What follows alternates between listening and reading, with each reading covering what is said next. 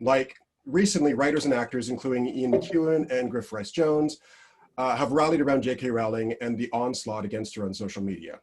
And I actually agree. I think that first off, any comment that I make about J.K. Rowling is not an excuse for anybody to spit vitriol or hate or threaten J.K. Rowling.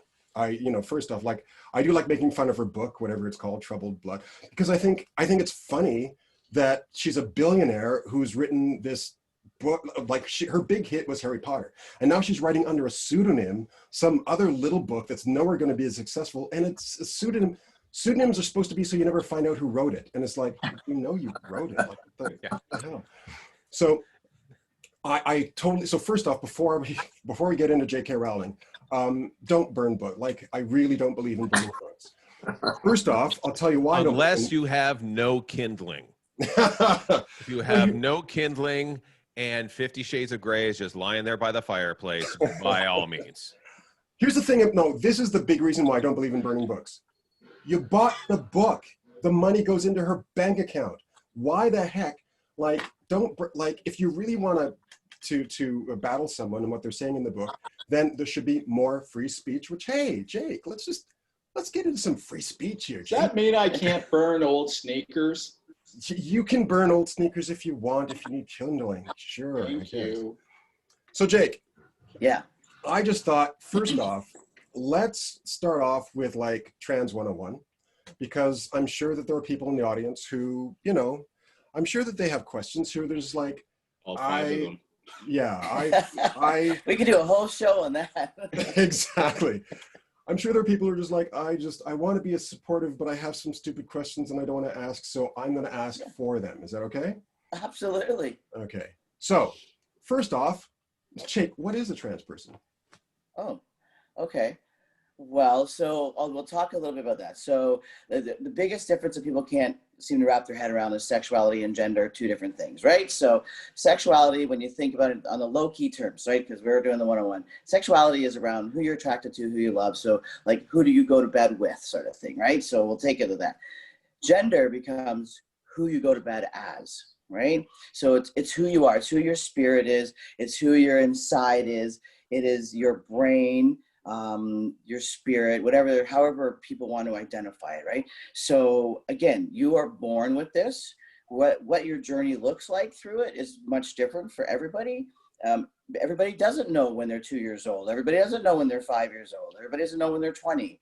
I know folks who are 80 years old who went, holy crap, now I'm getting it, right? So gender is within us. So kind of like when you look in the mirror and you can look at yourself and you may be like, okay, listen, I don't really like my hair, my eyes, and you may not like that, but when you look in the mirror, you go, oh, I came out and someone identified me as being male and I feel male.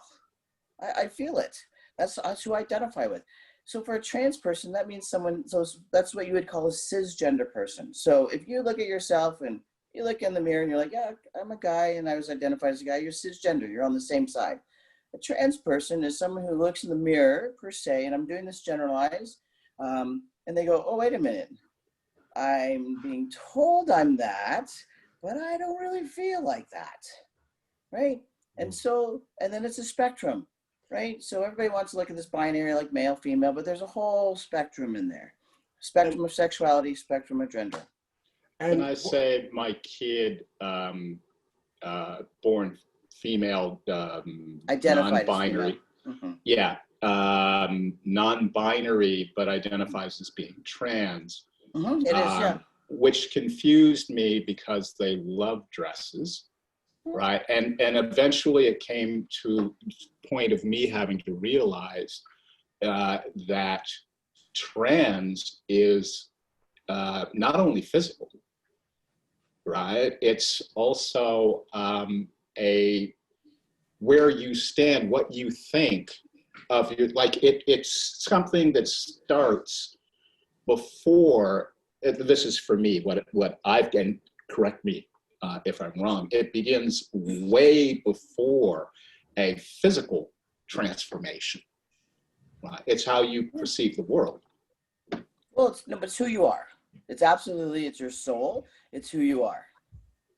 And that's who we are. That's how we identify, right? So we're only identified binarily because that's the way medicine does it, right? So like I always question, like, so I don't know if you all know about intersex people, but that's just a whole other issue. I mean, so I'm just saying, like, you know, so we identify people at birth as, and you know, we have all these gender reveal parties, which is impossible because until someone tells you who their gender is, you know, so it's a sex identification party. So we get sexed at birth, but our gender is who we are inside, our soul inside.